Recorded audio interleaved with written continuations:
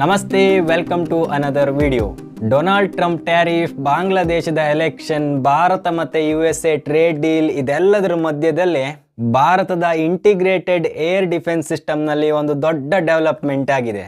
ಭಾರತದ S-400 ಅಂತ ಹೇಳಲಾಗ್ತಿದ್ದ project ಕುಶಾದ initial stage ಅನ್ನ ನಮ್ಮ DRDO ಸೈಲೆಂಟ್ ಆಗಿ ಸಕ್ಸಸ್ಫುಲ್ ಟೆಸ್ಟ್ ನಡೆಸಿದೆ. ಇಲ್ಲಿವರೆಗೆ ಈ ರೀತಿ ಸಕ್ಸಸ್ಫುಲ್ ಟೆಸ್ಟ್ ಗಳನ್ನ ಭಾರತದಲ್ಲಿ ಅನೌನ್ಸ್ಮೆಂಟ್ ಮಾಡಲಾಗ್ತಿತ್ತು, ದೊಡ್ಡ ಮಟ್ಟದಲ್ಲಿ ಅಡ್ವರ್ಟೈಸ್ ಮಾಡಲಾಗ್ತಾ ಇತ್ತು. ಆದ್ರೆ ಈ ಸಲ ಮಾತ್ರ ಸೈಲೆಂಟ್ ಆಗಿ DRDO ಈ ಒಂದು ಟೆಸ್ಟ್ ಅನ್ನ ನಡೆಸಿದೆ.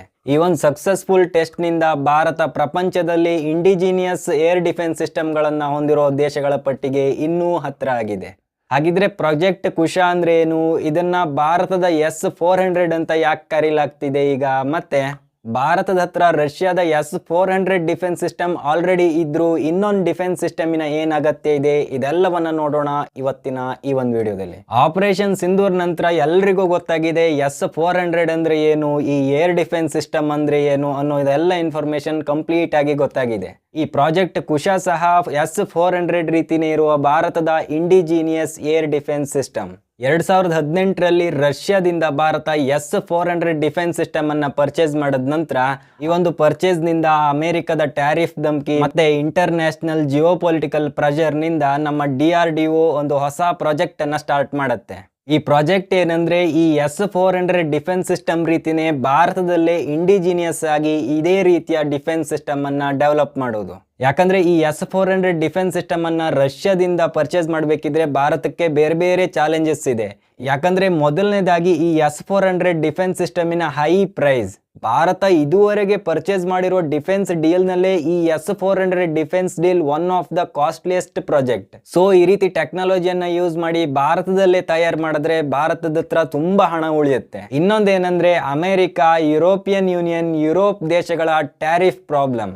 ರಷ್ಯಾದಿಂದ ಏನಾದ್ರೂ ಹೊಸ ಇಕ್ವಿಪ್ಮೆಂಟ್ ಭಾರತ ಪರ್ಚೇಸ್ ಮಾಡೋಕೆ ಹೋದ್ರೆ ಸಡನ್ ಆಗಿ ಅಮೆರಿಕ ಮತ್ತೆ ಯುರೋಪ್ ದೇಶಗಳು ಭಾರತದ ಮೇಲೆ ಟ್ಯಾರಿಫ್ ಹಾಕುತ್ತೆ. ಇದರಿಂದ ಭಾರತದ ಟ್ರೇಡಿಗೆ ದೊಡ್ಡ ಸಮಸ್ಯೆ ಆಗುತ್ತೆ. ಫಾರ್ ಎಕ್ಸಾಂಪಲ್, ರಷ್ಯಾ ಯುಕ್ರೇನ್ ಯುದ್ಧ ಸ್ಟಾರ್ಟ್ ಆದ ನಂತರ ಭಾರತ ರಷ್ಯಾದಿಂದ ಡೈರೆಕ್ಟ್ ಆಗಿ ಯಾವುದೇ ದೊಡ್ಡ ಡಿಫೆನ್ಸ್ ಇಕ್ವಿಪ್ಮೆಂಟ್ ಗಳನ್ನ ಪರ್ಚೇಸೇ ಮಾಡಲಿಲ್ಲ.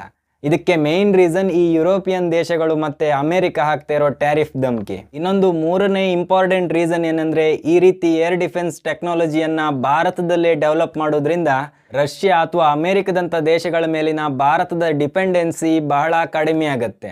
ಆಲ್ರೆಡಿ ರಷ್ಯಾ ಯುಕ್ರೇನ್ ಜೊತೆ ಯುದ್ಧ ನಡೆಸ್ತಾ ಇದೆ. ಭಾರತಕ್ಕೆ ಏನಾದರೂ ಸಡನ್ ಆಗಿ ಈ ಒಂದು ಡಿಫೆನ್ಸ್ ಇಕ್ವಿಪ್ಮೆಂಟ್ ಬೇಕಿದ್ರೆ ಅದು ಸಪ್ಲೈ ಮಾಡೋದು ಲೇಟ್ ಆದ್ರೆ ಭಾರತಕ್ಕೆ ಬಹಳ ತೊಂದರೆ ಆಗತ್ತೆ.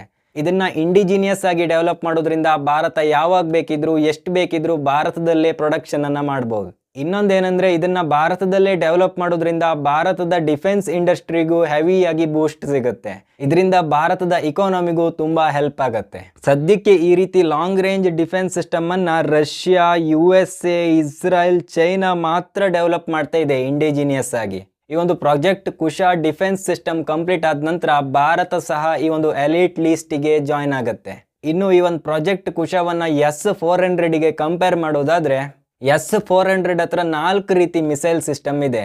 100 ಕಿಲೋಮೀಟರ್ ರೇಂಜಿಗೆ ಒಂದು ಮಿಸೈಲ್, 200 ಕಿಲೋಮೀಟರ್ ರೇಂಜಿಗೆ ಒಂದು ಮಿಸೈಲ್, 300 ಕಿಲೋಮೀಟರ್ ರೇಂಜಿಗೆ ಒಂದು ಮಿಸೈಲ್ ಮತ್ತೆ 400 ಕಿಲೋಮೀಟರ್ ರೇಂಜಿಗೆ ಒಂದು ಮಿಸೈಲ್ ಇದೆ ಪರ್ಟಿಕ್ಯುಲರ್ ಆಗಿ.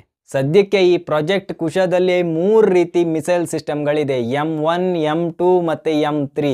ಈ M1 ಮಿಸೈಲ್ 150 ಕಿಲೋಮೀಟರ್ ರೇಂಜ್ ವರೆಗೂ ಕವರ್ ಮಾಡುತ್ತೆ. ಆನಂತರ M2 ಮಿಸೈಲ್ 250ರಿಂದ 300 ಕಿಲೋಮೀಟರ್ ರೇಂಜ್ ವರೆಗೂ ಕವರ್ ಮಾಡುತ್ತೆ. ಈ M3 missile around 350 to 400 kilometre ವರೆಗೂ ರೇಂಜ್ ಕವರ್ ಮಾಡುತ್ತೆ. ಸೊ ಇದೇ ರೀಸನ್ಗೆ ಈಗ ಇದನ್ನ ಭಾರತದ S-400 ಅಂತಾನೂ ಹೇಳಲಾಗ್ತಾ ಇದೆ.